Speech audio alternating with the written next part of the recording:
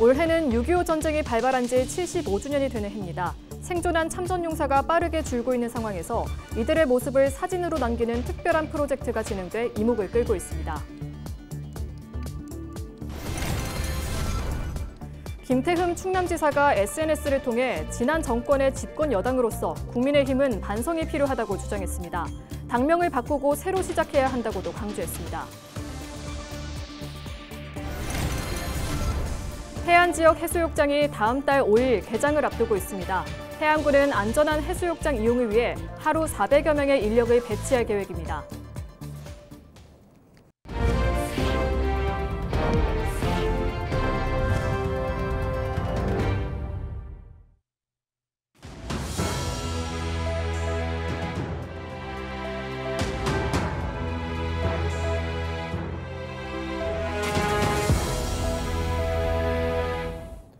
시청자 여러분 안녕하십니까? 헬로티비 뉴스입니다.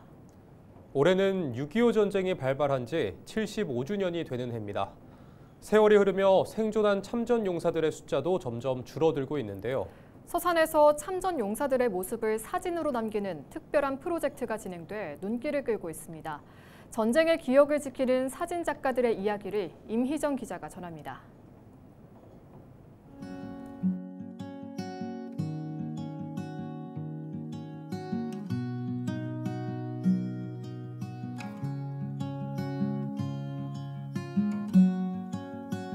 희끗한 머리에 깊게 패인 주름이 세월을 말해주지만 정갈하게 차려입은 하얀 정복 아래 눈빛만큼은 형형이 살아있습니다. 모자에는 6.25 참전 유공자라는 문구가 또렷이 새겨져 있습니다. 6.25 전쟁 당시 최전선에 섰던 이들의 모습이 사진 속에 담겼습니다. 나의 아버지, 나의 영웅이라는 이름의 이 프로젝트는 정주은 대표와 민은혜 대표가 함께 기획했습니다. 잊혀져가는 호국 영웅들의 모습을 기록하기 위해서입니다. 두 사람 모두 전쟁에 참전한 아버지를 둔 딸들입니다. 아버지에게 사진 한 장을 남겨주고 싶었던 마음에서 프로젝트는 시작됐습니다. 저희 아버님 댁에 갔었는데 유공자 정복이 나왔더라고요. 근데 정복이 너무 아름다워서 아버님을 사진을 찍어드리고 싶었어요. 찍었는데 아버님이 힘들어하실 줄 알았는데 너무 좋아하시는 거예요. 우리 아버님이랑 똑같이 6.25 참전용사 어르신들을 저희가 봉사하면서 또 지난 1년 동안 서산 지역의 참전 용사들과 함께하며 카메라로 그들의 모습을 한 컷씩 담아냈습니다. 이번 프로젝트에는 서산 지역 참전 용사 25명이 참여했습니다. 처음에는 굉장히 무뚝뚝하고 딱딱한 표정이셨는데 저희 둘과 함께 시간을 보내시면서 표정이 점점 더 밝아지신 거 보고 저희가 너무 좋았고요. 그래서 좋은 사진 많이 남길 수 있었던 것 같아요. 완성된 사진집은 참전 용사들에게 직접 전달됐습니다. 사진 속 자신의 모습을 마주한 순간 잊고 지냈던 기억들이 조용히 떠오릅니다. 책을 보니까 너무 어려서 종군 생활을 하다 보니 참 이제 와서 나이 먹어서 너무 서글픈 생각이 듭니다. 두 사람은 앞으로 서산 지역 참전 용사들의 모습을 담고 인근 태안 지역 호국 영웅들의 모습까지 기록할 계획입니다. 지금 서산시에 현재 한 168분 정도인데 저희가 이제 25분들의 모습을 찍어드렸거든요. 그 분들이 단 한 분 남아 계실 때까지 저희 나의 아버지 나의 영웅 프로젝트는 계속됩니다. 지난해 기준 충남 지역 6.25 참전 용사는 1,800여 명, 4년 새 2,400명에 가까운 분들이 세상을 떠났습니다. 생존 유공자가 빠르게 줄고 있는 상황에서 목숨을 걸고 싸웠던 이들의 희생을 기억하고 미래로 잇는 기록은 계속되고 있습니다. 헬로티비 뉴스 임희정입니다. 김태흠 충남지사가 개인 SNS를 통해 국민의힘이 반성이 필요하다고 밝혔습니다. 김 지사는 지난 정권의 집권 여당으로서 그간 온 길을 반성할 때라고 주장했습니다. 특히 당명을 바꾸는 것에서부터 시작해 환골탈태해야 한다고 강조했습니다. 앞서 김 지사는 도청을 방문한 김용태 국민의힘 비대위원장을 만나 갈등으로 보이더라도 환부를 도려내고 새로운 살이 돋도록 해야 한다고 전했습니다. 태안군이 여름철 해수욕장 개장을 앞두고 최종 점검에 나섰습니다. 태안군은 지난 25일 군청에서 2025년 해수욕장 종합운영계획 보고회를 개최했다고 26일 밝혔습니다. 태안 지역 22개 해수욕장은 다음 달 5일 모두 개장합니다. 만리포 해수욕장은 8월 24일까지, 만리포를 제외한 꽃지 등 21개 해수욕장은 8월 17일까지 운영됩니다. 태안군은 해수욕장 안전을 위해 하루 400여 명의 인력을 배치하고 수질, 토양질, 방사능 조사 결과를 공유할 계획입니다.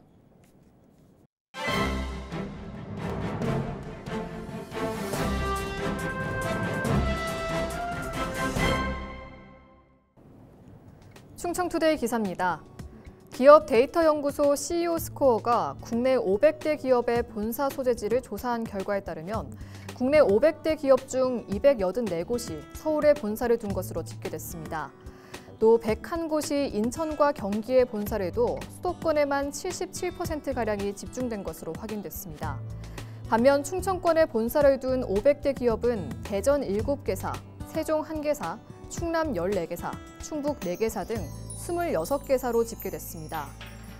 500대 기업에 속한 22개 공기업 중 17곳이 비수도권에 속해 있는데 이 가운데 부산, 울산, 경남의 공기업이 6곳으로 비수도권에서 가장 큰 비중을 차지했습니다. 이와 함께 충청권의 경우 한국중부발전, 한국철도공사, 한국서부발전, 한국수자원공사 등 4곳이 위치하고 있는 것으로 집계됐습니다. 국내 대기업의 수도권 집중 현상과 관련해선 그간 수도권 인구 집중에 따른 지역 소멸 위기와 자원의 배분 등 문제 제기가 꾸준히 이어진 바 있습니다. 특히 대기업 본사가 위치한 지자체의 조세 수입이나 일자리 창출, 경제 성장 등 효과가 막대한 만큼 기업의 분산을 위한 정책적 지원과 제도 마련이 필요하다는 목소리가 나옵니다. 지금까지 신문 브리핑이었습니다.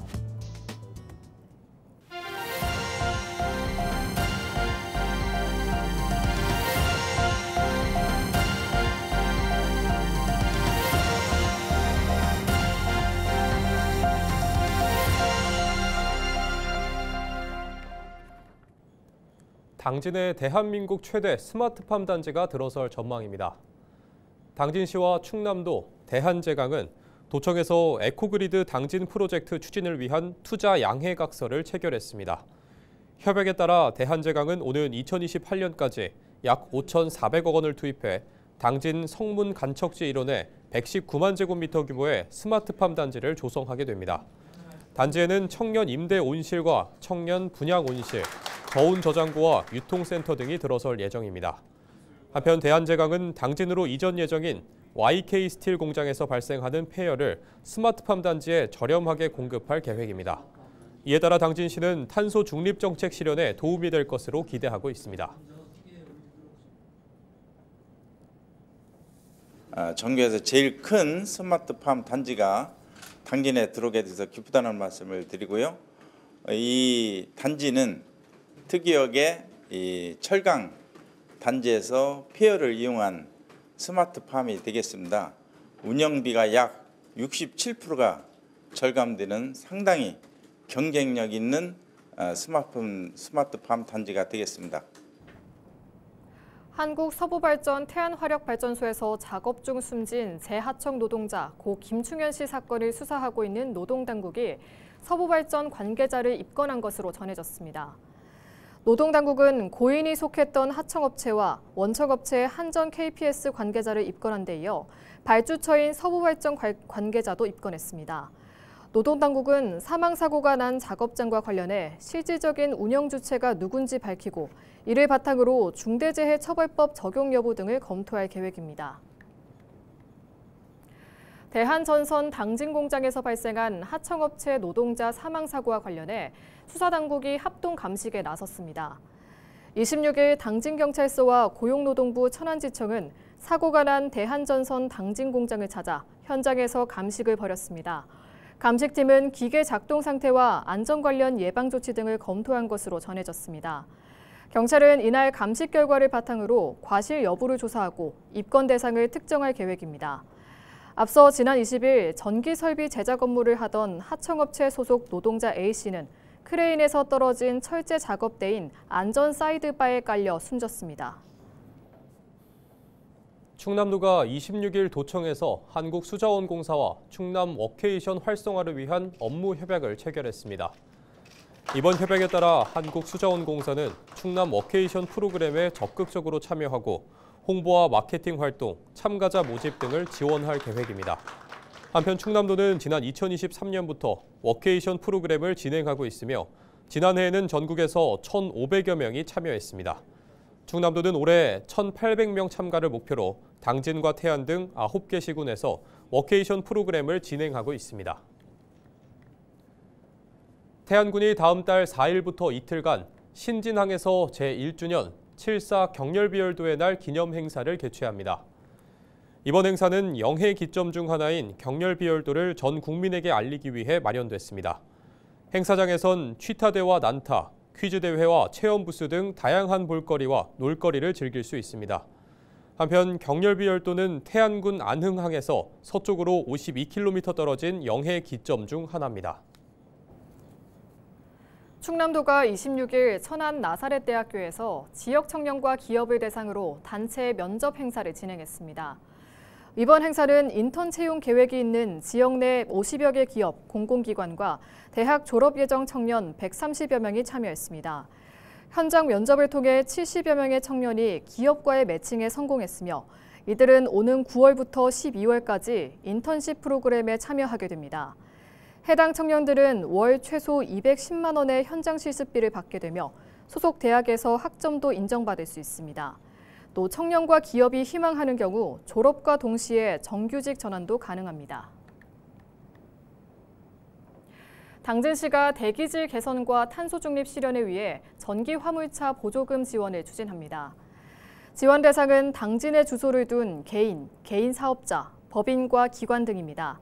신청 기간은 다음 달 14일부터 11월 28일까지며 예산 소진 시 조기 종료될 수 있습니다.